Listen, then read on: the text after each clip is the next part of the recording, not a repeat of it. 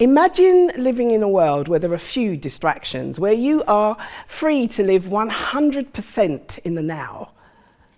A world free from fear, worry, anxiety, limiting beliefs, regret. Do you realise those things are actually learnt behaviour and based on your memories of the past? If I offered you the opportunity to live in the world that I've just described, where things like imposter syndrome were firmly in your rearview mirror, would you accept? Of course you would.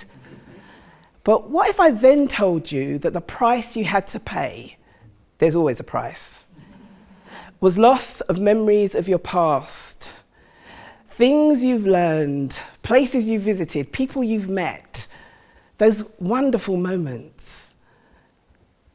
Would your answer still be yes? Probably not. I wasn't given that choice. A stroke made it for me. I still remember the first time I looked in the mirror after the second stroke in 2019. I was in King's College Hospital, one of the 3 hospitals that had the pleasure of my company. I was in the bathroom with a nurse, dressed in hospital pink pyjamas, brushing my teeth. I looked up, and this unfamiliar face was looking back at me. I recognised the features, those eyes, the lips, the smile, but I didn't know who she was. And I only concluded that it was me because the nurse was white. And to this day, I wonder, if the nurse had been black, would my conclusion have been a different one?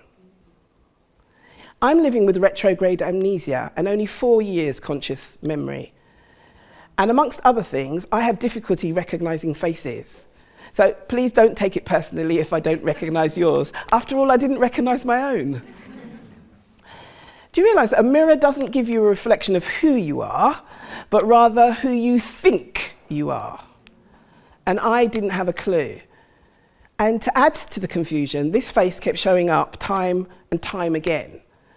And for a while, I referred to her, oops, I've done it again, in the third person, giving a whole new meaning to me, myself, and I. I was 60 in January. Yeah, I know, I look good.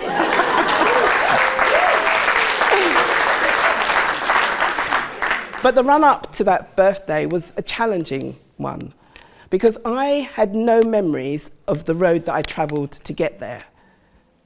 If you can imagine that you went to bed last night, woke up today in a different city, and you don't know how you got there. That's what it felt like. But I'm here now, and I'm good with that, because I'm not tied to society's definition of growing old. I started life at 56. So I am the most sophisticated 4-year-old you're ever going to meet.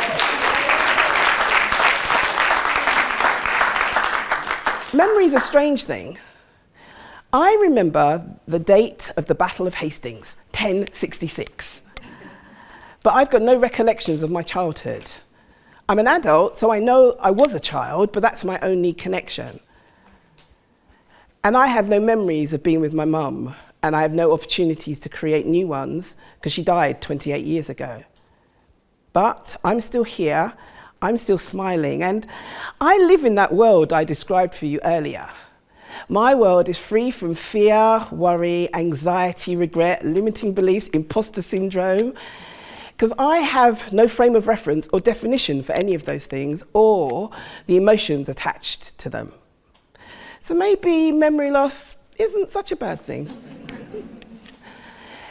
There are words from a Johnny Bristol song that are often in replay in my mind, which is strange because I don't know how I know the words, I don't know the rest of the song, and I have no idea who Johnny Bristol is.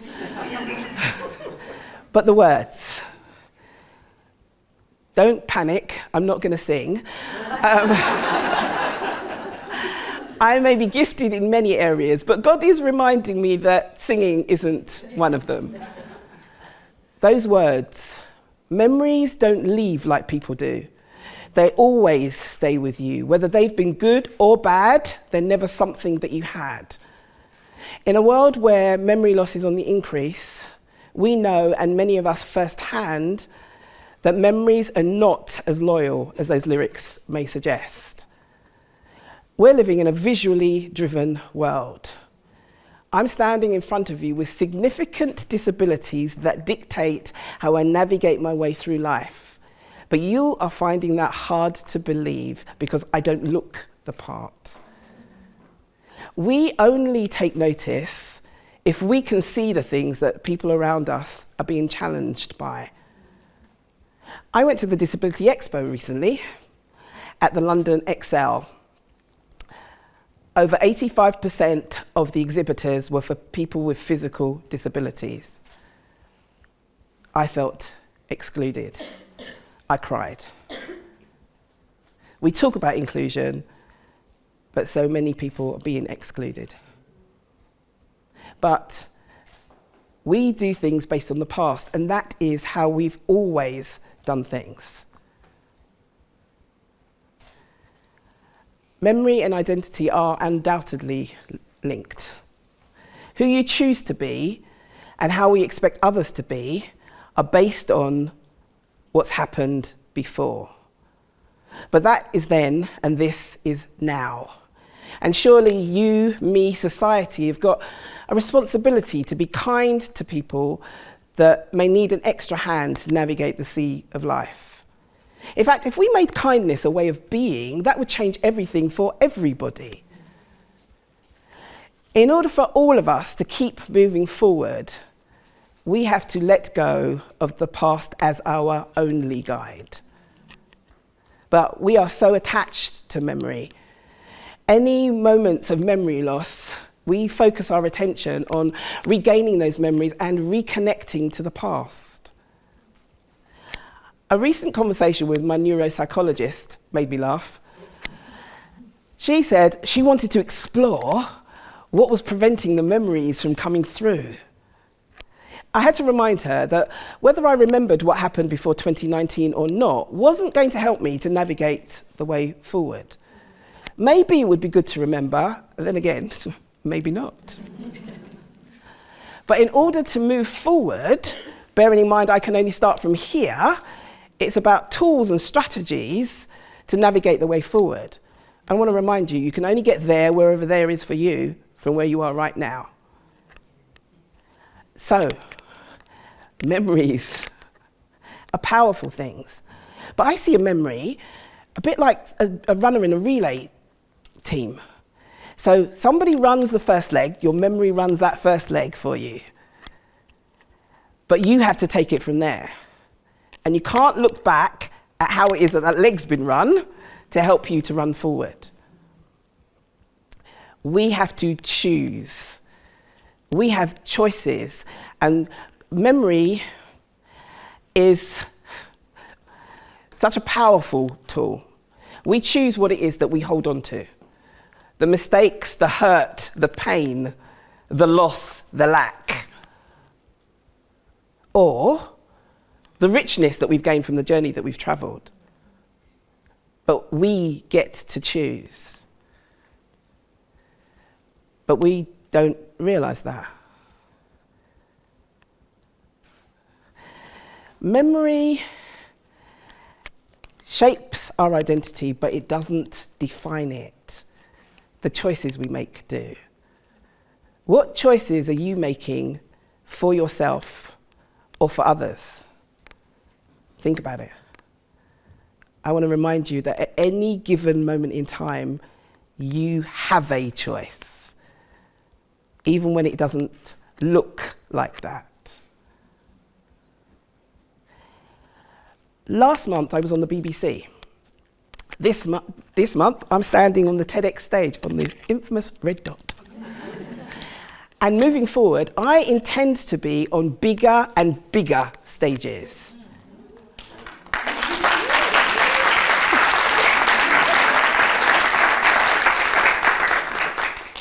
I was 60 in January. I've only got 4 years conscious memory. What's preventing you from pursuing your dreams? Don't ever let situations or circumstances or other people make choices for you. right now, I could be sitting at home complaining about the hand that life has dealt me. But I'm choosing to be on stage talking to you. And I'm excited. So from the eyes of a sophisticated 4-year-old, here are some choices that you may like to consider. Choose to be yourself. Now that might seem like an obvious one, because who else could you be? But how many times have you heard, oh, they're the next? Or how many times have you said, I want to be the next? Stop it. Don't strive to be the next anything, be the best version of you. You are the only one on this planet with a combination of experience, expertise, failures, mistakes, successes, and triumphs. There is quite literally nobody else like you. And you bring all of that richness and that value when you show up. So choose to be you. Choose to let go of the things that no longer serve you. Okay, so I've done it in a rather dramatic way, and I don't recommend that route. But instead of letting your memories of your past hold you hostage on the roller coaster of fear, worry, anxiety, regret, limiting beliefs, imposter syndrome, use it as a rich reservoir of lessons learnt, skills developed, and intentional memories created. You've got the power to do that. And choose to be kind to yourself. My favourite book says, love your neighbour as yourself. I see kindness as the language of love. And if you start by being kind to yourself, then from your overflow, then you have got the capacity to be kind to others. And kindness, quite literally, will change the world. Not just your world, but the world. In fact, if every one of us just did a little extra bit of kindness in our world, the impact on us and on others would be tremendous. But we have to choose to. I'm choosing to be kind to me. That yes, I am living with significant challenges, but I'm choosing to live. We're breathing and we think that that is living. No, that just means that you're alive, but living is so much more than that. Fill yourself up so that you can give from your overflow and be kind to others. Do